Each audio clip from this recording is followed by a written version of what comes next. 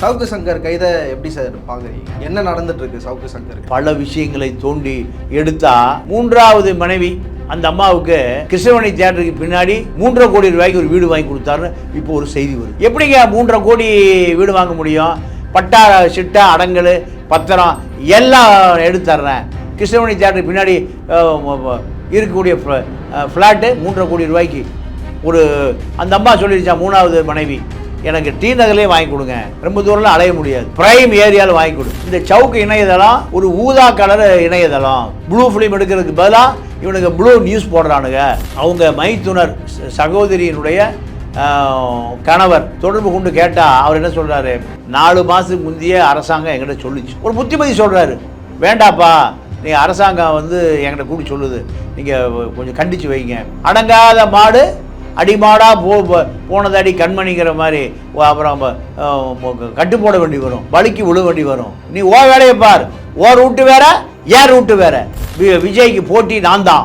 மக்கள் பூரா என்ன மொய்க்கிறான், உண்மை எப்படா நான் போடுவேன்னு எதிர்பார்க்குறான். நீ ஆஃப்டர் ஆல் ஒரு எம்பி, நான் சிஎம் ஆக போகிறேன். பெலிக்ஸ் இருக்க வரைக்கும் நான் சிஎம் தான், எனக்கு பெலிக்ஸ் தான் சபாநாயகர். அறம் நாடு பார்வையாளர்களுக்கு வணக்கம். இன்று நம்மோடு இணைந்திருக்கும் சிறப்பு விருந்தினர் மூத்த பத்திரிகையாளர் தமிழா பாண்டியன் அவர்கள். வணக்கம். வணக்கம் சார். சவுக்கு சங்கர் கைது செய்யப்பட்டிருக்கிறார். அவர் குறித்து அவருடைய வழக்கறிஞர்கள் பேசும்போது அவருடைய கைகள் உடைக்கப்பட்டிருக்குது, பல பேர் சேர்ந்து அடித்தாங்க அப்படின்ற தகவலை சொன்னாங்க. நேற்றைய தினத்தில் மதுரையில் பார்க்கும்போது கைகளில் கட்டு வச்சுட்டு வராரு. அது நீதிமன்றமே என்ன சொல்லியிருக்குன்னா இதை விசாரித்து அறிக்கை கொடுக்கணும் அப்படின்னு சொல்லியிருக்காங்க. உண்மையாலே சவுக்கு சங்கர் அடிக்கப்பட்டாரா அப்படின்ற செய்தி ஒன்று பேச வேண்டியதாக இருக்குது. என்ன நடந்துட்டுருக்கு சவுக்கு சங்கருக்கு? இல்லை, இப்போது சவுக்கு சங்கர் கை உடைக்கப்பட்டது, கால் ஊனமாக்கப்பட்டது, இந்த மாதிரி செய்திகள்லாம் உண்மையாகவே யாரும் ஏற்றுக்கொள்ள முடியாது. இன்னும் 10 வழக்கு போடுங்க அவர் மேலே, குண்டாசல் போடுங்க, இன்னும் என்னென்ன செக்ஷன் இருக்கோ அதெல்லாம் போடுங்க. அதற்கான தகுதியானவர் தான், அனுதாபப்பட வேண்டிய அவசியம் இல்லை. ஏன்னா ஒரு 15 வருடங்களுக்கு முன்பு சன் டிவி செய்தி வாசிப்பாளர் மகாலட்சுமியுடைய குடும்பத்தை தரைக்குறைவாக சவுக்கு இணையதளத்தில் பதிவிட்டதற்காக இப்போ அந்த அம்மா இப்போது கோர்ட்டில் இருக்குது, கோர்ட்டுக்கு போயிருக்காங்க. நம்ம ஒரு வழக்கறிஞர், யார்? மகாலட்சுமி, சன் டிவி செய்தி வாசிப்பாளர், ஊரறிஞ்ச பிரபலம். அந்த ஒரு வழக்கறிஞர். அந்த அம்மாவை நீங்கள் இப்போ எப்படி பெண் போலீஸை பேசுனதை போல் 15 வருடங்களுக்கு முன்பே அந்த அம்மாவை நோக்கி நீங்கள் இந்த 15 கிலோவில் ஒருத்தர் இருப்பான், கிஷோர் கே சாமி, 2 பேரும் கூட்டாளியாக இருந்து அந்த அம்மாவை உரிமையில் பேசுகிறான். உனக்கு ஒரு பாலியல் நோய் இருக்கான்னு கேட்குறான். நான் இருக்கேன், ஒரு 50 கேமரா அங்கே இருக்குது. அப்போது இதெல்லாம் திட்டமிட்டமான பெண்களின் மீது நீங்கள் ஒரு பெரிய வன்ம தாக்குதல், இதை மன்னிக்கவே முடியாது. இது 15 வருடம் ஆரம்பிச்சிட்டாரு. நான் தான் சாட்சி. ஏன்னா நான் தான் அது ப்ரெஸ் மீட் ஏற்பாடு பண்ணியிருக்கேன். ஏன்னா இவருடைய 15 வருஷம் முந்தி உள்ள வரலாறு இப்போ இருக்கிற யாருக்கும் தெரியாது. இவர் அப்போ தான் வேலையை விட்டுட்டு ஜெயிலுக்கு போயிட்டு ப்ரெஸ் கிளப்பில் இருக்கார். ப்ரெஸ் கிளப்பால் உருவாக்கப்பட்ட பல குற்றவாளிகளில் இவரும் ஒருத்தர். அதாவது இவர் அரசியல் குற்றவாளி. என்னென்னா நீங்கள் மகாலட்சுமியுடைய குடும்ப சண்டைக்குள்ளே நீங்கள் ப்ரெஸ் கிளப்பு உள்ள போது ஒரு சாரருக்கு ஆதரவு, அந்த பக்கம் பனிமலர், இந்த பக்கம் மகாலட்சுமி. அவன் குடும்ப சண்டையை மகாலட்சுமியினுடைய சகோதரரின் மனைவி தான் பனிமலர். அப்போது இந்த சண்டைக்குள்ளே சவுக்குக்கு என்ன வேலை, ப்ரெஸ் கிளப்புக்கு என்ன வேலை, செத்து போன அன்புக்கு என்ன வேலை? இவர்கள் உள்ளே போய் மகாலட்சுமியை மிக கேவலமாக பதிவு செய்கிறாங்க. 15 வருஷம் முந்தைய. இப்போ கை உடைக்கப்பட்டது, கால் உடைக்கப்பட்டதுன்னு வருத்தப்படுவதற்கு முன்பு இந்த செய்திகளெல்லாம் நம்ம பார்க்கணும். அப்போது கிஷோர் கே சாமி இந்த கேள்வி அந்த பொண்ணுட அந்த அம்மா ப்ரெஸ் மீட் நடந்தது. அவர் மூத்த வழக்கறிஞர் சங்கர சுப்பு, 2 பேரும் ப்ரெஸ் மீட் நடத்துகிறாங்க. என்ன ப்ரெஸ் மீட்னா, இப்போ இந்த மகாலட்சுமி வழக்கு தான். மகாலட்சுமியை பாலியல் ரீதியாக மிக கேவலமாக தொடர்ந்து கட்டுரை எழுதுகிறார். என்ன காரணம் கேட்டிங்கன்னா, அவங்க குடும்ப சண்டையை இவர் சிறையில் போடுறதுக்கு போலீஸை வச்சு இன்ஃப்ளூயன்ஸ் பண்ணுறாங்க. இந்த அம்மா சிறைக்கு போகாமல் பால் கனராஜ் மூலம் இந்த அம்மா வெளியே வந்துடுது. வெளியே வந்தவுடனேயும் வன்மத்தை கக்கறானுங்க இந்த ப்ரெஸ் கிளப்பு மோசடி கும்பலும் சவுக்கும் சேர்ந்து. அப்போ அந்த அம்மா நீதிமன்றத்துக்கு போகுது. நீதிமன்றத்துக்கு போன பிறகு சிடி செல்வம் அதை விசாரிக்கிறார். விசாரிக்கிற பொழுது இந்த சவுக்கு என்ன பண்ணுறாருன்னா, சிடி செல்வம் திமுக ஆளு, ஹைகோர்ட் ஜட்ஜை மோதரா இருக்க. யார? ஹைகோர்ட் ஜட்ஜி சிடி செல்வம் திமுக ஆளு, திமுகவிலிருந்து வந்தவர். எப்போனா அது 2006-11 இருந்தது. அப்போ வந்தவர்னு சொன்ன பிறகு அவர் அதிர்ச்சி ஆயிடுறார். இவர் ஏட்டையா எஸ்ஐ இன்ஸ்பெக்டர் ஏசி பெண்கள் மட்டும் இல்லை, ஹைகோர்ட் ஜட்ஜையே இவர் கண்டெம்ட்டு. உடனே அவர் என்ன பண்ணுறாரு, பார்க்குறாரு ப்ளூ, இந்த சவுக்கு இணையதளம் ஒரு ஊதா கலர் இணையதளம், ப்ளூ ஃபிலிம் எடுக்கிறதுக்கு பதிலாக இவனுக்கு ப்ளூ நியூஸ் போடுறானுங்க. அதனால் ட்ராய்க்கு ஆர்டர் போட்டு பிளாக் பண்ணிடுறாரு. இதெல்லாம் இப்போ இருக்கிற இளைய தலைமுறைக்கு தெரியாது, 15 வருஷத்துக்கு முந்தி. அப்போது பத்திரிகை சுதந்திரம் அச்சத்துக்குள்ளாயிருச்சு, பத்திரிகை சுதந்திரம் பாதுகாக்கப்பட வேண்டும்னு ஒரு ப்ரெஸ் மீட். அந்த ப்ரெஸ் மீட்டில் அஜீதா பக்தவச்சலன் ஒரு மூத்த வழக்கறிஞருடைய மகள், மனித உரிமை அந்த அம்மா. அதே போல் பிபிசி நிருபராக இருந்த கோபாலன், 2 பேரும் இருக்காங்க. என்ன சொல்கிறாங்க, சவுக்குக்காக பேசுகிறாங்க. என்ன பேசுகிறாங்கன்னா, 10 ஊடக சுதந்திரம் இந்த நாட்டில் இல்லாமல் போயிடுச்சு. ஊடகத்தில் ஒரு செய்தியை பதிவு பண்ணுறாரு, எதை? ப்ளூ ஃபிலிமை. மகாலட்சுமியுடைய குடும்பத்தையும் அந்தரங்கா பாலியல் ரீதியாக பதிவு பண்ணுறதுக்கு பேராசை ஊடக சுதந்திரம். இதை நான் கேட்குறேன், எங்கே ப்ரெஸ் மீட்டில் கேட்டவுடனையும் இதெல்லாம் எங்களுக்கு தெரியாத. அவர் பத்திரிகையாளரா சவுக்கு?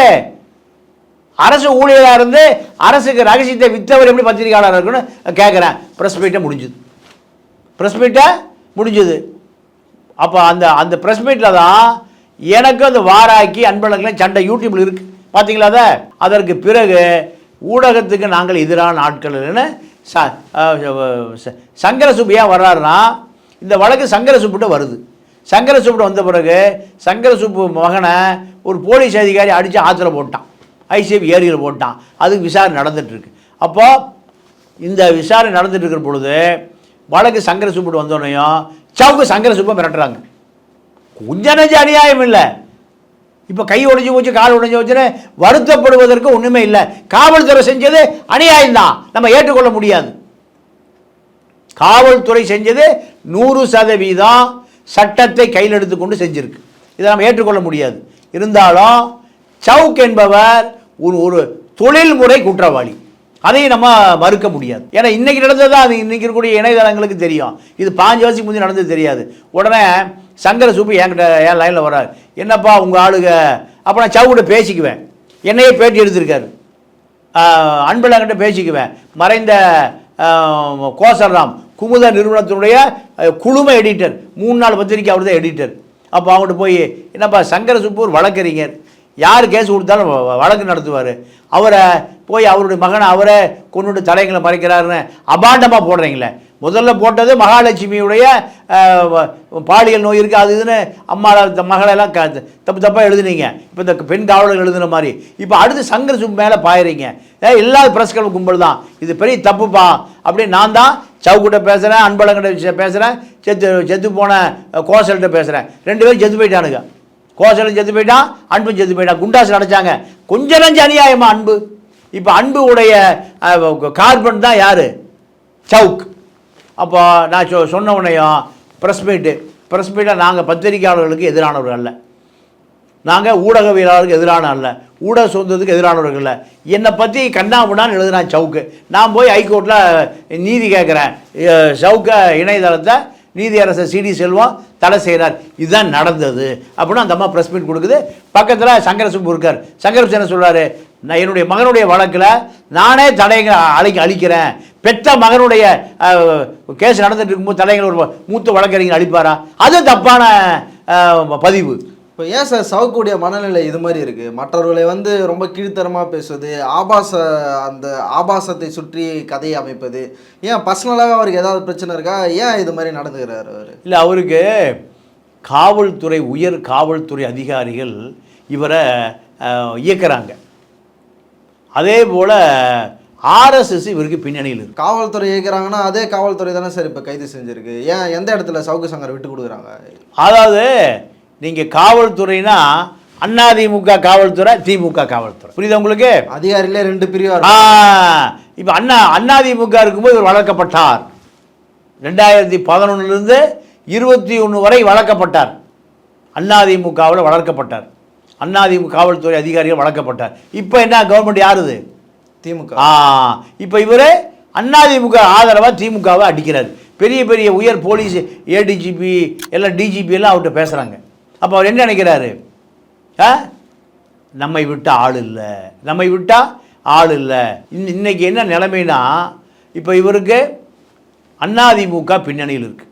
அதிமுக வழக்கறிஞர்கள் 25 பேர் நீங்கள் மதுரையிலேருந்து கோயம்புத்தூர் கோர்ட்டு கொண்டு வரும்போது, தேனியிலேருந்து வரும்போது கூட இருந்தவர்கள் பூரா வேலுமணியுடைய வழக்கறிஞர்கள். இப்போது வேலுமணியுடைய வழக்கறிஞர்கள் தான் இவருக்கு கோயம்புத்தூரில் பின்னணியில் இருக்கான். இதில் என்னன்னு கேட்டிங்கன்னா, அவங்க மைத்துனர் சகோதரியினுடைய கணவர், இப்போ அவங்க அம்மா ஏபிஎஸ் கார்பஸ் போட்டிருக்கு ஹைகோர்ட்டில். இதெல்லாம் நீங்கள் அவங்க உறவினர்கிட்ட தொடர்பு கொண்டு கேட்டால் அவர் என்ன சொல்கிறாரு? 4 மாதத்துக்கு முந்தைய அரசாங்கம் எங்கிட்ட சொல்லிச்சு, அவர் கொஞ்சம் கண்டித்து வைங்க, எங்களை வம்பு சண்டைக்கு இழுக்கிறாரு, அதிமுகவுக்கு ஆதரவாக வம்பு சண்டைக்கு இழுக்கிறாரு, கொஞ்சம் சொல்லி வைங்க, நீங்கள் ஒரு பொறுப்பான அதிகாரியாக இருந்தவர், இப்போ நீங்கள் ஒரு மிகப்பெரிய காங்கிரஸ் பிரபலமாக இருக்கீங்க, கொஞ்சம் கண்டித்து வைங்க உங்கள் மச்சானை. அப்போ மச்சானை இவர் கண்டிக்கிறார். கண்டிக்கிற போது, ஓ வேலையை நீ பார், என் வேலையை நான் பார்க்குறேன், நீ எனக்கு கண்டிக்காத, யார் சொல்கிறான்? சவுக்கு. அப்போது அவர் என்ன பண்ணுவார்? ஒரு புத்திமதி சொல்கிறாரு, வேண்டாப்பா, நீங்கள் அரசாங்கம் வந்து என்கிட்ட கூடி சொல்லுது, நீங்கள் கொஞ்சம் கண்டித்து வைங்க, புத்தி சொல்லுங்கள். அடங்காத மாடு அடிமாடாக போனதாடி கண்மணிங்கிற மாதிரி அப்புறம் கட்டு போட வேண்டி வரும், வலிக்கு விழ வேண்டி வரும். கொஞ்சம் சொல்லி வைங்கன்னா, நீ ஓ வேலையை பார், ஓ ரூட்டு வேற, ஏன் ரூட்டு வேற, ஓ ரூட்டு தனி, ஏன் ரூட்டு தனி, ஏன் ரூட்டு கோட்டையை நோக்கி போயிட்டுருக்கு. எங்கே அடுத்த விஜய்க்கு போட்டி நான் தான். மக்கள் பூரா என்ன மொய்க்கிறான், உண்மை எப்படா நான் போடுவேன்னு எதிர்பார்க்குறான். நீ ஆஃப்டர் ஆல் ஒரு எம்பி, நான் சிஎம் ஆக போகிறேன், பெலிக்ஸ் இருக்க வரைக்கும் நான் சிஎம் தான், எனக்கு பெலிக்ஸ் தான் சபாநாயகர், அதனால் வாய்ப்பு கொடுக்குறது பூரா பெலிக்ஸ் தான், அதனால் நீ வேலையை பாருன்ட்டார். இது அதுக்கு மேலே அவர் என்ன பண்ணுவார்? இப்போ தங்கச்சியும் அம்மாவும் அழுகிறாங்க வீட்டில் வந்து, மாமியாரும் மனைவியும் அழுகிறாங்க, என் பையனை காப்பாற்ற மாட்டீங்களா, என் பையனுக்கு இப்போ கை போச்சு, காலு போச்சு, நடக்க முடியல, கட்டு போட்டிருக்கான், காப்பாற்றுங்க சொல்லும்போது அவர் என்ன பண்ணுவார்? ஒரு வழக்கறிஞரை வச்சு கொடுப்பார், ஒரு வழக்கறிஞரை வச்சு கொடுப்பார். இதுதான் இப்போ நடக்குது. இதுக்கு நடுவில் பல விஷயங்களை தோண்டி எடுத்தால், இப்போ 3வது மனைவி அந்த அம்மாவுக்கு கிருஷ்ணவேணி தியேட்டருக்கு பின்னாடி 3.5 கோடி ரூபாய்க்கு ஒரு வீடு வாங்கி கொடுத்தாருன்னு இப்போ ஒரு செய்தி வருது. ஒரு யூடியூப் சேனல் நடத்தவர் எப்படி சார் 3.5 கோடி சம்பாதிக்க முடியும்? நான் அதான் எனக்கு தகவல் சொன்ன அந்த சோர்ஸில் கேட்டேன், எப்படிங்க 3.5 கோடி வீடு வாங்க முடியும்? பட்டா சிட்டா அடங்கல் பத்திரம் எல்லாம் எடுத்து தர்றேன், கிருஷ்ணவேணி தியேட்டருக்கு பின்னாடி இருக்கக்கூடிய ஃப்ளாட்டு 3.5 கோடி ரூபாய்க்கு. ஒரு அந்த அம்மா சொல்லிடுச்சா 3வது மனைவி, எனக்கு டி நகர்லேயே வாங்கி கொடுங்க, ரொம்ப தூரம்லாம் அலைய முடியாது, ப்ரைம் ஏரியாவில் வாங்கி கொடு. அப்போது 3வது மனைவிக்கு ப்ரைம் ஏரியாவில் கிருஷ்ணவேணி தியேட்டருக்கு பின்னாடி 3.5 கோடி வாங்கி கொடுத்துருக்காரு. எப்படி? இப்போ என்ன கேட்குறாங்க, ஒரு 10 பேர் அவருக்கு வேலையாள், 10 பேர் வேலையாள், டிரைவரு 2 டிரைவரு, 2 காரு, அலுவலகம், ஆக மொத்தம் 15 பேர் வேலையாட்கள், ஒரு ஆளுக்கு 50,000 ரூபா. இது யூடியூப் சேனல் இல்லாமல் தனியாக இருக்கா சார்? இல்லைங்க, அவர் பர்சனல் 2 டிரைவர் 2 காரு வேணுமில்ல அவருக்கு. அப்போது 15 பேர் பணியாற்றுறாங்க சவுக்கு கீழே. 15 × 50 மாதம் 7.5 லட்ச ரூபா வேணும். மாதம் 7.5 லட்சம். இவருடைய எக்ஸ்பென்ஸு எல்லாம் 10 லட்ச ரூபா வேணும். 10 லட்ச ரூபா சவுக்கு இணையத்தில் வருமானம் வருதா இப்படி ஒரு கேள்வி. அப்போது இந்த 10 லட்ச ரூபா, இந்த 3.5 கோடி ரூபா வீடு, இதெல்லாம் என்ன பின்னணி? கண்டிப்பாக இது சட்டவிரோதமாக இந்த பணம் சேர்ந்துருக்கும். யார் கொடுத்துருப்பா? ஏதாவது ஒரு நம்மளும் பத்திரிக்கையில் பல குப்பைகளை கூட்டிகிட்டு வந்திருக்கோம். யார் காசு கொடுப்பா, எதுக்கு காசு கொடுப்பான், ஏன் காசு கொடுப்பான், என்ன செய்ய சொல்லுவான்? 3.5 கோடி அளவுக்கு யாரும் குப்பையை கொட்ட மாட்டாங்க. அப்போ மணல் ரத்னம் கொடுத்துருக்கலாம், மணல் ராமச்சந்திரன் கொடுத்துருக்கலாம், கரிகாலம் கொடுத்துருக்கலாம். ஏன்னா அவர் மணலை பற்றி பேசவே மாட்டார். பார்த்துருக்கீங்களா? கொள்ளை அடிக்கப்படுகிறது மணலை பற்றி பேசவே மாட்டார். அதே போல் இந்த கன்ஸ்ட்ரக்ஷன் கம்பெனிகள் பாசியம் இருக்குது, காசா கிராண்ட் இருக்குது, புறம்போக்கில் வீடு கட்டி விற்றுருவானுங்க. எங்கே அரசு நிலத்தை தான் வீடை கட்டுவானுங்க. மக்கள் பூரா பாவம். அப்போது இந்த நிறுவனங்களை பற்றி ஆதாரபூர்வமாக அவர் பேச மாட்டார். அதுக்காக அவருக்கு பணம் கொடுக்கப்படுகிறதா சொல்லப்படுகிறது.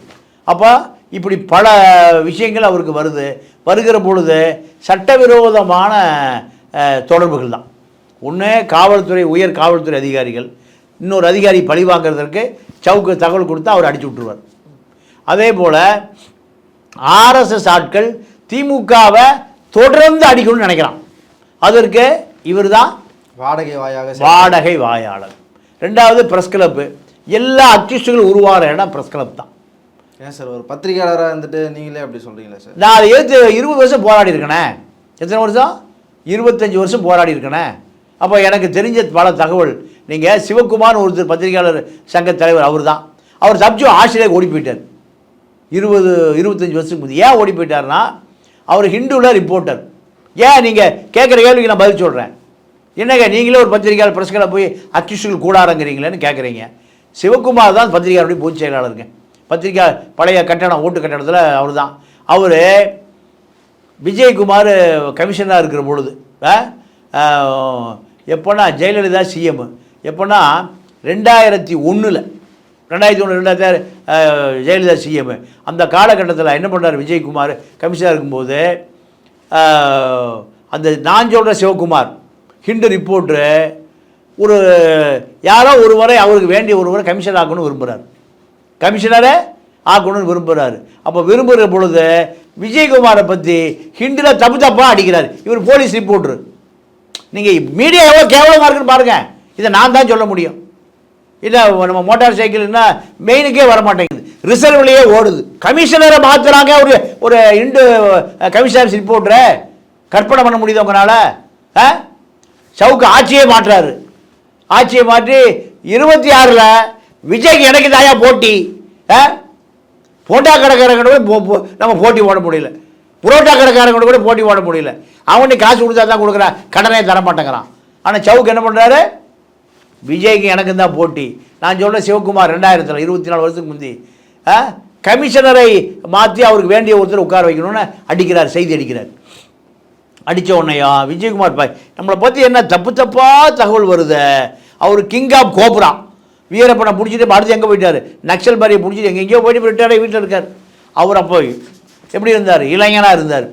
கமிஷனர் ஜெயலலிதா பார்க்குறாரு, என்ன தப்பாக செய்தி வருது, ஐஎஸ்ஐ கூட என்னப்பா இப்படி செய்தியெல்லாம் வருது. ஐயா இதுதான் செய்தி. சிவகுமார் அவங்க வேண்டிய ஒருத்தர் கமிஷனர் ஆக்கிறதுக்கு முயற்சி பண்ணுறாரு. அதனால் உங்கள் மீது அவதூறாக கிளப்புறாரு. ஹிண்டில் இது நாடாகுது. உடனே அவன் எங்கெங்கே இன்ஸ்பெக்டர் ட்ரான்ஸ்ஃபரு, எஸ்ஐ ட்ரான்ஸ்ஃபரு என்னென்ன பண்ணியிருக்கான், எவ்வளோ எல்லாம் எடுத்துட்டார். எடுத்தால் இவ்வளோ குப்பை வந்துருச்சு. எல்லாம் 3.5 கோடிக்கு வீடு வாங்கின மாதிரி இவ்வளோ குப்பை. அவனை பிடிச்சி உள்ளே போட்டுட்டார். யாரை? ஹிண்டு ரிப்போர்ட்டர் கைது செய்யப்படுவார். தப்பி ஓடுறாரு ஹிண்டு ராமுகிட்ட. அவர் ஈழ பிரச்சனையை காட்டி கொடுத்து பெருந்துரோகி யார்? ஹிண்டு ராமு. அவர்கிட்ட போய் சார் என்னை காப்பாற்றுங்க, நான் அதெல்லாம் காப்பாற்ற முடியாது, நீ தப்பிச்சு ஓடிடு. அன்று ஓடினவர் தான் ஆஸ்திரேலியாவுக்கு. இப்போ அந்த சிவகுமார் பேரை போட்டு இன்னைக்கு வரைக்கும் பொதுச் செயலாளர்னு பாரதி தமிழை ப்ரெஸ் கிளப் நடத்திட்டு இருக்கான். அப்போ இது ஒரிஜினல் ப்ரெஸ் கிளப்பா? இங்கே உருவான ஆள் தான் அன்பு.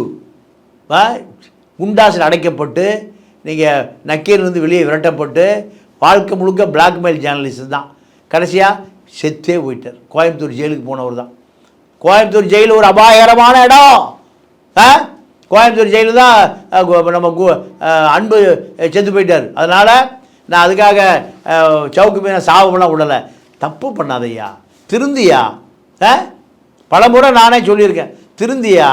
பெண்களை ஆபாசமாக பேசாத, பெண்களை கேவலப்படுத்தாத. அது மகாலட்சுமி ஆகட்டும், இல்லை போலீஸ் துறையை சேர்ந்த சகோதரிகளாகட்டும், கேவலப்படுத்தாத. நியாயமாறு ஒரு ஊடக தர்மத்தோடு இதைத்தாயா சொல்கிறோம். நம்ம இதை கேட்கலைன்னா அப்புறம் மாவுக்கட்டு போட்டு தாயே ஆகணும். மாவுக்கட்டு போட்டதை நான் வன்மையாக கண்டிக்கிறேன். காவல்துறை நான் கடுமையாக கேட்குறேன். போன ஒரு 4 நாளைக்கு முன்னாடி ஒரு 14 வயது சிறுமி ராஜாராம் கடலூர் எஸ்பி போய் எங்கள் அப்பா என்ன பல முறை கற்பழிச்சிட்டான்னு ஒரு புகார் கொடுக்குது. 14 வயது பள்ளி சிறுமி. அம்மா கூட போய் அந்த இந்த பொண்ணு, இந்த குழந்தைக்கு 14 வயசுனா அவங்க அம்மாவுக்கு ஒரு 35 வயசு இருக்குது. 2 பேரும் கண்ணீர் கதறாங்க. ஏன்? கணவன் ஒரு போலீஸ்காரன் 14 வயது சிறுமியை பல முறை உடலுறவு கொண்டிருக்கான். மிருகம், மனித மிருகம். இப்போ அவன் கைது செய்யப்பட்டு சிறையில் அடைக்கப்பட்டிருக்கான். அவனை கையை உடைச்சிங்களா? கையை உடைக்கப்பட வேண்டிய நபர் அவன், காலை உடைக்கப்பட்ட நபர் அவன். சட்டத்துக்கு முன்னாடி அவன் தப்பிக்கக்கூடாது. தப்பிச்சாலும் மனிதாபிமானத்துக்கு முன்னாடி அவன் தப்பிக்கக்கூடாது. பெற்ற மக 14 வயசு பெண்ணை கதற பலமுறை உடலோடு கொண்டிருக்கான்னு அந்த தாய் மகளும் போய் எஸ்பிகிட்ட கதறாங்கன்னா அவன் பப்ளிக்கிட்ட எப்படி நடந்திருப்பான்? பப்ளிக் எப்படி நடந்திருப்பான்? அவன் இப்போ 7 செக்ஷனில் போட்டு விடுதலை இருக்காங்க. அவனை கையை உடைக்கணும். அவனை கையை உடைக்க மாட்டேங்க காவல்துறை. சவுக்கு சங்கர் வருகின்ற வழிகளெல்லாம் அவருடைய வாகனத்தை மறித்து பெண்கள் செருப்பால் அடிப்பது, தொடப்பத்தால் அடிப்பதெல்லாம் பார்க்க முடியும் சார். இது ஏன் நடக்குது? இல்லை, இது நீங்கள் பெண்களை, நான் திருப்பி அதான் சொல்கிறது, எஸ்ஐ, இன்ஸ்பெக்டரு, ஏசி அவ்வளோ பேரும் பதவி உயர்வுக்காக அருணுடைய படுக்கையை பகிர்ந்து கொண்டார்கள் என்பது நீங்கள் மனிதாபிமானமற்ற செயல். எந்த மனித குலமும் ஏற்றுக்கொள்ளாது. நீ ஒரு ஊடகவியலாளராக இருந்து சொல்கிறதுங்கிறது எந்த நாகரிக மனித சமூகமும் ஏற்றுக்கொள்ள முடியாது. இப்போ சவுக்கு சங்கரை பல வருடங்களுக்கு சிறையிலே வைத்திருப்பதாக திட்டம் அப்படின்ற மாதிரியான செய்திகள்லாம் வருது. இது எப்படி சார் பார்க்குறீங்க? இல்லை, பல வருடங்களாக வச்சிருக்க முடியாதுங்க. இப்போது இதில் மனித உரிமை தலையிட போகுது. மனித உரிமை தலையிட போகுது. இப்போ என்னென்னா, அவரை பொறுத்த வரைக்கும் இப்போ லீகல் விங்கு கடுமையான பலமான விங்கு இருந்தது. லீகல் விங்கு விஜயகுமார் ஒருத்தர் இருந்தார். அவர் தான் இவனை முதல் முறை உயிரை காப்பாற்றினவர். கல்யாணம் ஆகி மச்சான் ஐஏஎஸ் அதிகாரிலாம் வர்றதுக்கு முந்தி இவர் ஜெயிலிருந்து வெளியேறி பாதுகாப்பு கொடுத்தவரே விஜயகுமார் வக்கீல் தான், கம்யூனிஸ்ட் வக்கீல். அவர் நீங்கள் ஹைகோர்ட் பார் அசோசியேஷன் தேர்தல் நிற்பார். இல்லை, கோடிகளை செலவு பண்ணி ஜெயிப்பாங்க. இவர் ஒரு பைசா செலவு பண்ண மாட்டார். இவர் பெருவாரியான வாக்கு வாங்குவார். ஒரு 1000 வக்கீலுக்கு இவர் 1500 வக்கீல் இவருக்கு ஓட்டு போடுவாங்க. அப்போ அவ்வளோ நேர்மையான மனிதர், கம்யூனிஸ்ட் வக்கீல். இங்கே கம்யூனிஸ்டில் பிரசந்தா கவர்மெண்ட் ஆட்சி அமைப்பதற்கு முன்பு இங்கே ஒரு தலைவராக இருந்த தலைவர் ஒருத்தர் ஏர்போர்ட் வந்து வெளிநாடு போகிறதுக்கு மாட்டிக்கிட்டார். அவர் தான் பெயில் எடுத்தார். இப்படி பல வரலாறு உள்ள மனிதாபிமானம் உள்ள ஒரு பெரும் கம்யூனிஸ்ட் தியாகி வழக்கறிஞர். அவர் தான் இவனை என்ன பண்ணாங்க, போலீஸ் இவரை அன்னைக்கே மனநலம் பாதிக்கப்படுறதுக்கு உண்டான இவன் உண்மை எடுக்கணும். ஏன்னா விஜிலன்ஸ் நிறைய தகவல்கள் வித்துவிட்டார், ரகசியமாக கொடுத்துட்டாரு. அதனால் இவரை நார்கோட்டிக் அனஸ்தியா, மயக்க மருந்து கொடுத்து ஆழ்நிலை மயக்கத்தை கொண்டு போய் உண்மை எடுக்கணும் அப்படிங்கிறதுக்கு அவர் முயற்சி பண்ணாங்க. அதை நீதிமன்றத்தில் போராடி தடுத்தவர் விஜயகுமார். இல்லைன்னா அன்னைக்கே சவுக்கு என்ன இருப்பார், போலீஸை மனநலம் பாதிக்கப்பட்டவன மாற்றிருப்பாங்க.